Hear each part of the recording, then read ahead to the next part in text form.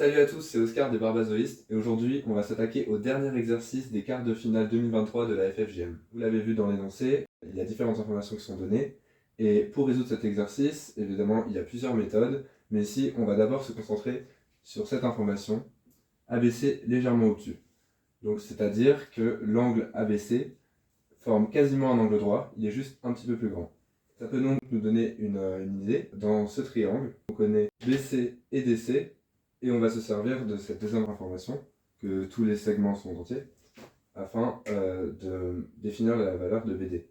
En effet, si le triangle était rectangle, on aurait d'après Pythagore, DC carré serait égal à DB carré plus BC carré. Cependant, ici, l'angle est légèrement obtus, ce qui signifie que DC va être légèrement plus grand que dans la configuration de Pythagore. Voilà, donc j'ai représenté mon propos par un dessin, et ici on voit que la longueur en rouge devient plus grande si on garde les mêmes longueurs en noir et en bleu, et qu'on augmente l'angle ici. À partir de ça, on va pouvoir définir la valeur de dB. D'abord, on pose DC carré, qui va être supérieur à DC carré si on avait été dans la configuration de Pythagore, c'est-à-dire BD carré plus BC carré. À partir de ça, on va pouvoir isoler la longueur qu'on cherche, c'est-à-dire BD, et on trouve BD qui est inférieur à racine de DC carré moins BC carré. On connaît les valeurs de DC et de BC, on va pouvoir remplacer dans l'expression, et on trouve BD inférieur à racine de 56. Or, on sait que tous les segments sont entiers, donc BD est un entier, et ABC est légèrement obtus. Donc on va prendre l'antinaturel le plus proche de racine de 56, qui est inférieur à racine de 56. Et ça y est, on a BD qui est égal à 7. Donc on rajoute ici. Ok, maintenant qu'on connaît la valeur de BD, on connaît toutes les valeurs du triangle BDC. Ainsi, on va pouvoir utiliser un théorème qui va nous servir à obtenir la valeur de cet angle-là, le fameux angle légèrement obtus. C'est le théorème d'Al-Kashi. Alors, la formule prend un peu de temps à écrire, mais grâce à Al-Kashi, on obtient donc dans le triangle BCD qui nous intéresse, DC carré qui est égal à BD carré plus BC carré moins 2BD fois BC fois cos de DBC.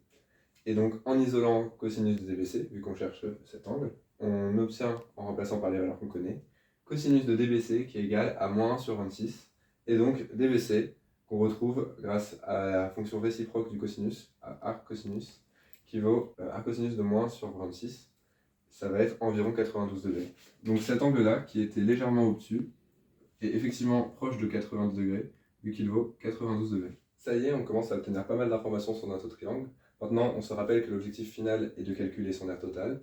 Donc pour ce faire, on peut utiliser différentes méthodes, notamment celles qu'on connaît tous, 1/2 fois la base fois la hauteur, ou encore celle des ronds, ou une dernière que je vais vous introduire ici. Voici la formule qu'on va utiliser ensuite pour trouver l'aire. Donc elle met en jeu le sinus d'ABC. L'angle ABC, c'est le même que l'angle DBC, donc ça tombe bien, on l'a. Mais maintenant, il faut trouver AB et BC. BC, on l'a également, mais AB, on ne le connaît pas encore. Donc, comment trouver la longueur d'AB? Et bien là, il faut se rappeler une condition importante dans notre exercice, c'est que tous les côtés sont d'une longueur entière. Donc, on a 13, 10, 15, et AB est forcément en entier. Il est de même pour AC. Et donc, comme précédemment, on va utiliser le théorème d'Al-Kashi, qui est juste en haut, et on va faire ce qu'on appelle une disjonction de cas. On a besoin de trouver la valeur d'AC entière pour laquelle AB est entier. Et on va faire attention à ce que AB ne soit pas égal à 7, puisque ça voudrait dire que A soit confondu avec le point D, et ce n'est pas possible dans le cadre de cet exercice, car on a bien des différents de A. Alors pour simplifier les expressions, j'ai posé AC égale Y et AB égale X, et en répétant la formule de Al-Kashi, j'obtiens Y carré qui est égal à X carré plus 13 au carré, moins 2 fois X fois BC fois cos de ABC. Cos de ABC, ça tombe bien, c'est la même chose que cos de DBC, puisque D appartient au segment AB. Et donc cos de DBC, on sait que c'était moins 1 sur 26, donc on aura moins 2 fois BC, BC c'est 13, donc ça va faire moins 26 fois moins 1 sur 26, donc on aura 1, donc 1 fois X. Et ici, on aura donc... Allez, on laisse ça. plus BC carré, qui vaut 13 au carré. Et donc on obtient Y carré, qui est égal à X au carré, plus X, plus 13 au carré. Et alors Y, qui est égal à racine de ce triangle. Voilà, on a exprimé Y, équivalent à la longueur d'AC, en fonction de X, équivalent à la longueur d'AB. Cependant, on ne connaît ni Y, ni X. Donc, Comment allons-nous faire pour trouver les deux?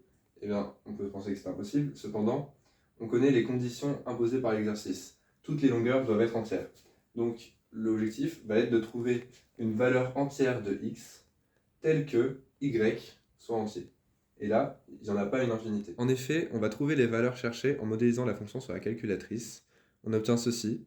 Alors, on voit que ça fonctionne quand x est égal à 7, mais évidemment, on ne va pas prendre cette valeur, car on a dit tout à l'heure que AB devait être différent de 7, puisque A ne doit pas être confondu avec D. Et on va faire un pas de 1 à chaque fois pour trouver une valeur où y, ou f de x ici, doit être entière. Là, on voit que ça ne marche pas, et on obtient, pour x égale 16, f de x, y égale à 21. Super, avec ces deux longueurs, on va pouvoir facilement calculer l'aire de notre triangle. Cependant, j'aimerais d'abord vous montrer qu'il existe d'autres solutions, telles que y soit en entier, quand x l'est également. Quand x égale 32, par exemple, on a y, ou f de x ici, qui est égal à 35. Mais il en existe encore d'autres, cependant ce nombre est fini, et pour l'exercice, on va prendre la première valeur qu'on trouve, c'est-à-dire AC qui est égal à 21, AB qui est égal à 16.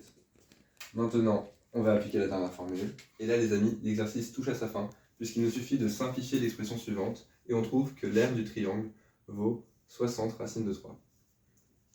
Voilà, donc j'espère que vous avez aimé cette dernière résolution des exercices des quarts de finale de la FFGM 2023. Ciao, ciao.